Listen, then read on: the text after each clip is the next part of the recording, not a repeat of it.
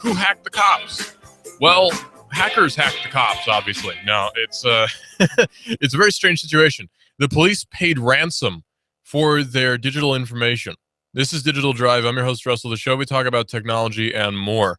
So, in a case of rather strange hijacking, the police had to pay a Bitcoin ransom in order to get their information back. So, paying the Bitcoin ransom was the last resort, says a police chief. Ars Technica is carrying the story, saying a small town police department just outside of Boston finally agreed to pay a $500 ransom to regain access to a police server that had been locked out after it was infected with CryptoLocker. Now, CryptoLocker, interestingly enough, I don't think CryptoLocker actually does encrypt your information. I know people who have been hacked by well, not hacked, but they've been infected by the CryptoLocker hijacking malware. I guess you classify it as malware. I'm not sure what the official classification is for CryptoLocker, if there even is one, but it's just stuff that your computer gets infected with. I know somebody who has been infected by that and the Money Pack hack and all that stuff, and we were able to get information off of her computer with no problem. All we had to do was put a USB drive in with Linux installed, and it was a Linux boot disk on a USB key, and we extracted the information that way. It wasn't hard, actually. Well, the police either don't know how to do that, or this was a different method for hacking. As the name suggests, once the malware infects a computer, it encrypts the drive and can only be unlocked once a private key is entered, for which the criminals demanded a ransom payment. The Tewksbury Police Department chief told its local newspaper, the Tewksbury Town Crier, that those who infected the computers in early December 2014 were terrorists. So it was ISIS who hacked the computers of the police, although I very much doubt it. Nobody wants to negotiate with terrorists. Nobody wants to pay terrorists, said Chief Timothy Sheehan. We did everything we possibly could, except for, anything else. It was an eye-opening experience. I can tell you right now. It made you feel like that you lost control of everything, he added. Paying the Bitcoin ransom was the last resort. So they do negotiate with terrorists. In fact, they actively pay terrorists ransom for their information. Now, was it actually terrorists? I very much doubt it. Were the police computers targeted? I also very much doubt that. Probably somebody was an idiot and downloaded free PDF Viewer 2.0 or something along those lines. Flashlight for your computer, automatic disk drive opener. Just double click on the icon. Special turn off your computer on a schedule application, something like that, and didn't know that these things are very bad for your machine, and then got their machine infected with this CryptoLocker malware, ransomware, actually. Tewksbury will now be added to the ever-increasing list of local law enforcement agencies which have been hit with this malware. A suburban Chicago police department also agreed to pay $500 in ransom in February 2015, as did a Tennessee sheriff's office. By contrast, the city of Detroit, Michigan, and the town of Durham, New Hampshire have refused. According to the Town Crier, which is their local newspaper in Tewksbury, the infected computer contained a significant amount of police data, including its computer-aided dispatch, records management, arrest logs, calls for service, and motor vehicle thefts. It turned to the FBI, Homeland Security, and the Massachusetts State Police, as well as private firms, in an effort to restore their data without paying the ransom. In 2013, the Swansea Police Department, which sits just south of Boston, paid a similar $750 ransom just a month after Ars Technica first reported on the phenomenon. So what happens with this malware is you get a splash screen on your computer that tells you that your computer's information has been encrypted, and you have to pay a ransom in order to get your information back. In this case, it's $500 in Bitcoin. The best solution actually is to just not pay the ransom, ditch your computer, and get a new one. Honestly, that's just the best thing you can do, because if it's truly encrypted, chances are you're not going to brute force that. It's a lost cause. Just dump it. Unfortunately, some people don't think of doing that. These police records were apparently very valuable information. They didn't keep any backups for some reason. They didn't keep regular disk drive backups or magnetic disk drive backups or anything like that. They just went with it and said, "Hey, we don't need backups. We'll just keep all of our information on one machine and hope that everything turns out okay." That's a very bad idea. It's a really horrible idea to not keep backups of your information on a physical disk of some sort, be it a USB drive, a USB external hard drive, which is not connected to the computer, all sorts of different methods which really need to be done in order to keep your information safe. Now, there's no such thing Black as that complete card, security. Frank. I We all recognize that. However, it's a good idea to at least be careful when we're talking about your information, where it really does pay off to keep your information secure in one way or another, be it through the backing up of your information on physical disks, be it through some sort of cloud service like I think was it Carbonite is one of them. There's a few others. I can't think of the names right now, but there are quite a few others. So all these different ads, which really should be used, not ads, all these different methods for encryption, which really should be used, just aren't, because either the police didn't hire a security specialist in the first place, or they figured that they could handle things on their own and that they had somebody who was competent to set up their machines. Either way, it turned out to not be the case. They really did need somebody to secure their machines, and their machines were not secured properly. Surprise, surprise. The police are bad at their jobs. Who would have thought? Well, this article was written by Cyrus Farivar, who writes quite a few great articles for Ars Seneca and other news sources. He's a very, very good writer. The police chief actually paid the ransom, though. That's what just continues to baffle me, is the police chief actually paid the ransom and then went on to say that it was terrorists who set up this system for encrypting the machines. So I'm really curious now, and I kind of want to contact the sheriff there and see if I can get any information about why he thinks specifically that it was terrorism that was the cause of this encrypting of information. It's kind of weird.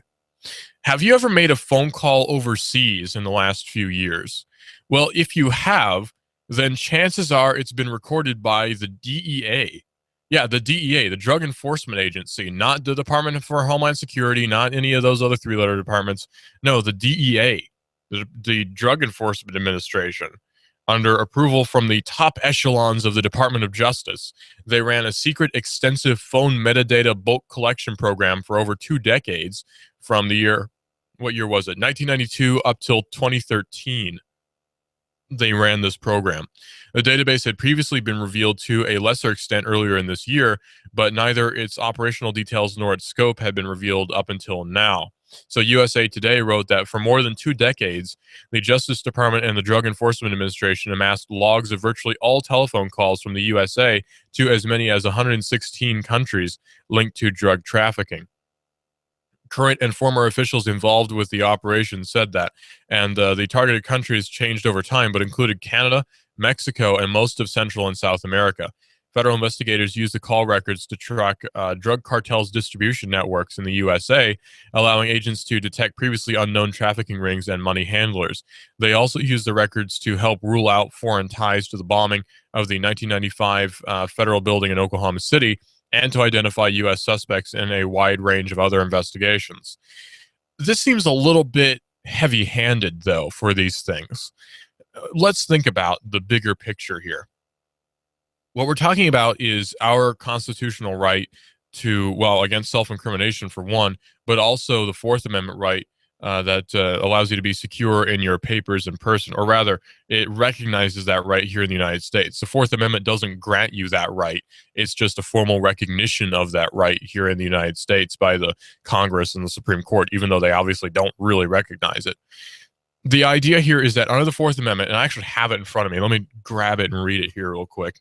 The Fourth Amendment quite plainly states, the right of the people to be secure in their persons, houses, papers, and effects against unreasonable searches and seizures shall not be violated, and no warrants shall issue but upon probable cause supported by oath or affirmation, and particularly describing the place to be searched and the persons or things to be seized. So you could very, very easily extend that to be not just persons in paper, or you're securing your papers in person. Obviously, this would refer to any form of personal effect, which would be your phone call as well, your private communications, which would need a specialized warrant in order for it to be searched. But the DEA obviously didn't get a warrant from a judge for each and every phone call.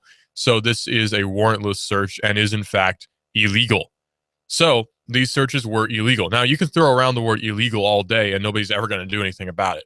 That's the thing. We're never going to see anybody get arrested over the DEA illegally searching people's cell phone records. I wish we could see somebody get arrested for it.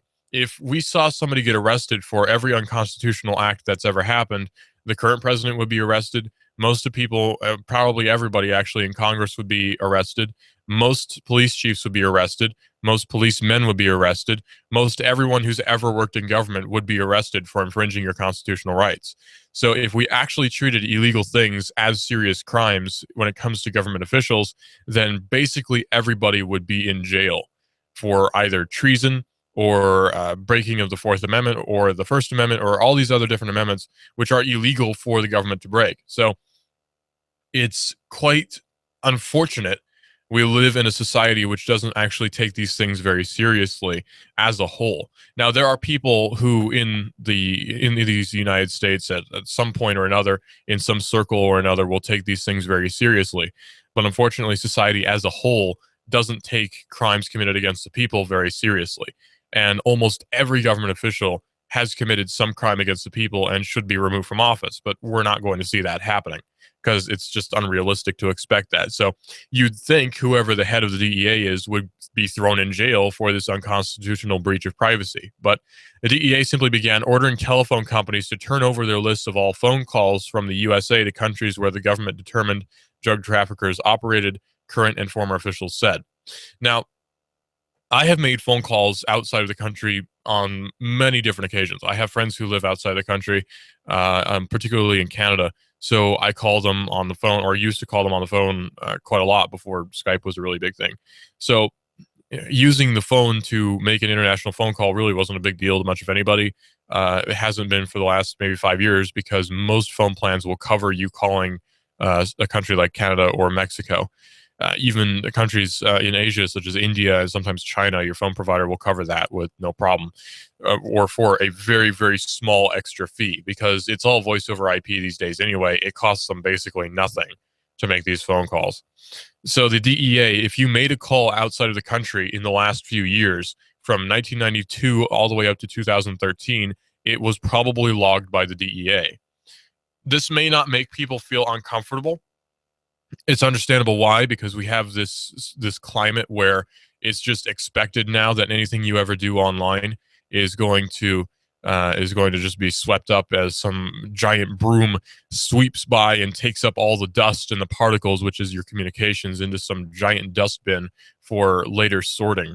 Well, this affidavit was filed as part of an ongoing criminal case filed against the Iranian American man named Shantia Hassan Shahi, who is accused of violating the American trade embargo against Iran. His lawyer, Mil Saeed Kashani, told Ars Technica earlier this year that the government has clearly abused its authority. Well, that's really no surprise. Now, let me make something clear. I do not care if this guy's Iranian. That makes zero difference to me if this guy's an Iranian. He wants to sell stuff. I don't care. It really makes no difference to me. I don't care if a person is Iranian and wants to sell something. I don't care if a person is American and wants to sell something. Breaking the trade embargo, I don't know what the particular terms of that were. It was probably something not very major. I don't know. But it seems very ridiculous to make a huge sweeping breach of everyone's security and privacy just because this one guy may or may not have done something illegal. This database program appears to be wholly separate from the National Security Agency's metadata program, which was revealed by, you guessed it, former NSA contractor Edward Snowden. But it targets similar materials and is collected by a different agency. Now, let's keep that in mind. The DEA has its own metadata collection program, which is wholly separate from the NSA's metadata collection program. This is a very big revelation when you think about it, because now that means for sure, for definite sure, that this information is being gathered up by the Drug Enforcement Agency, totally separate from the NSA. So now we have two confirmed databases of phone call metadata, and this one dates all the way back to 1992, if the report is to be believed. The database program appears to be wholly separate from the NSA's metadata program. USA Today also noted that the program began in 1992 during President H.W. Bush's administration and was approved by top Justice Department officials in 4 presidential administrations and detailed in occasional briefings to members of Congress, but otherwise had little independent oversight, according to officials involved with running it. You see, this is why, or part of why, party really doesn't matter to me. Because people will say, well, the Republicans are going to do such and such to fix the problem, or the Democrats are going to do such and such to fix the problem. Listen, neither party wants to fix the problem. Everybody, or at least somebody in higher up levels in both parties, are profiteering off of the major problems which we have in our country. So there's no fixing these problems under their watch. It's just not going to happen. You can trust that Ted Cruz is going to sweep in like a crusader and fix everything, but there's going to be somebody high up who's going to tell him to stop. You're not going to get your problems fixed by any party player. Trust me, you're not. So saying that, well, this is all H.W. Bush's problem, or, oh, this is all Obama's fault, or this is all George Bush's problem, the second, it really is not any fault of any one person. It's the fault of society for being so complacent and just rolling with all these massive data breaches and not saying something about it other than, wow, I'm offended, just, ooh, I'm offended. That's basically the gist of what everyone has said. And that's the extent of the outcry that came out of a lot of these revelations about massive breaches of our personal information. People just say, well, gee, that's offensive, and move on. What are we going to do about it? That's offensive. Other than saying, the true solution would be, well, we need to come up with a communications protocol that's unbreachable and totally secure, or attempt to get away from NSA data collection. Even if it is potentially illegal, we have a right to it. But that's probably not going to happen because people are too complacent. Can you blame them, really? DEA agents, the paper added, gathered the records without court approval, so very, very illegal, just going by the Fourth Amendment, searched them more often in a day than the spy agency does in a year, spy agency referring to the NSA, and automatically linked the numbers the agency gathered to a large electronic collection of investigative reports, domestic call records accumulated by its agents, and intelligence data from overseas. So they were working with foreign intelligence agencies, probably GCHQ, Mossad, other such agencies, which we should have nothing at all to do with. Mir Saeed Kashani did not immediately respond to requests for comment regarding the matter. USA Today added that the DEA stopped searching its USTO database in September 2013. Not long after that, it purged the database. So we can be reasonably assured for now that this database is not in use right now. Now, that doesn't mean that we're never, ever going to see anything of this ever again. There's probably a backup. Knowing the government, there's probably some backup of it.